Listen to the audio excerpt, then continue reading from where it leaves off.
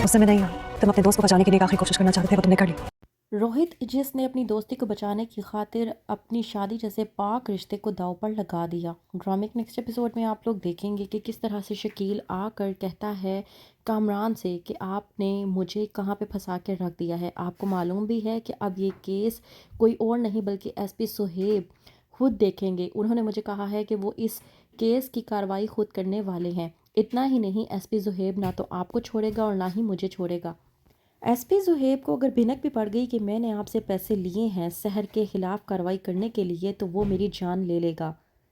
वहीं पर दूसरी तरफ मनीषा जो कि ये सोच रही थी कि रोहित ने शहर को कॉल करके जो बुलाया है वो सही फैसला करने के लिए तैयार हो चुका है, लेकिन मनीषा एक बार फिर से गलत साबित हुई जब आकर रोहित कहता है शहर से कि मैं तुम्हें सिर्फ एक बात कहना चाहता हूँ कि मैं अपनी दोस्ती और अपनी शादी दोनों को बचाना चाहता हूँ और ये सब कुछ सिर्फ और सिर्फ तुम ही कर सकती हो। शहर जो कि कहती है रोहित से कि ये सब कुछ तो मेरी हार पर ही पॉसिबल है, ऐसा ही है ना।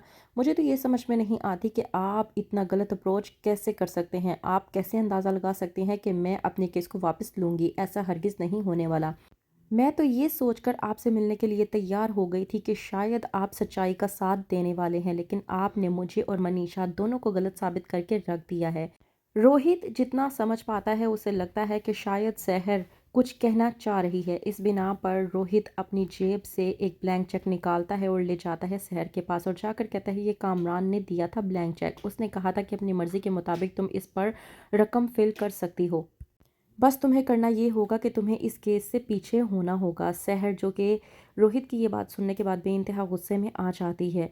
वो रोहित से चेक लेकर फाड़ कर सीधा रोहित के मुंह पर मारती है और कहती है कि अपना ये चेक ले जाकर अपने उस कामरान को दे देना, क्योंकि मैं ये केस जीत कर ही रहूँगी। वहीं पर शहीना रोहित को समझाने की कोशिश करती है और कहती है कि कभी कभी गलत फैसला लेने से ज़्यादा गलत ये होता है कि कोई भी फैसला ना करना।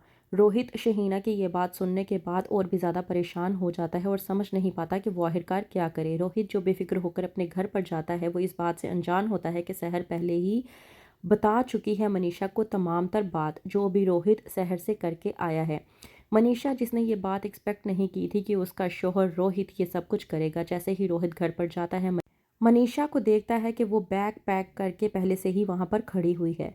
कहती है मनीषा कि मैं तुम पर गुस्सा नहीं हूँ, लेकिन मैं समझ नहीं पा रही कि तुम आखिरकार क्या करना चाह रहे हो। मैं तुम्हें एक बात बता दूँ, तुम अपने दोस्त को बचाने के लिए जो आखिरी कोशिश करना चाहते थे तुम वो कर चुके हो, लेकिन मैं अब मज़ीद तुम्हारे साथ नहीं रह सकती, क्योंकि मैं तुम्हें समझा समझा कर थक चुकी हूँ कि तुम सच का साथ दो, लेकिन तुमने मेरी एक नहीं मानी। तुम अपनी दोस्ती को बचाना चाहते हो।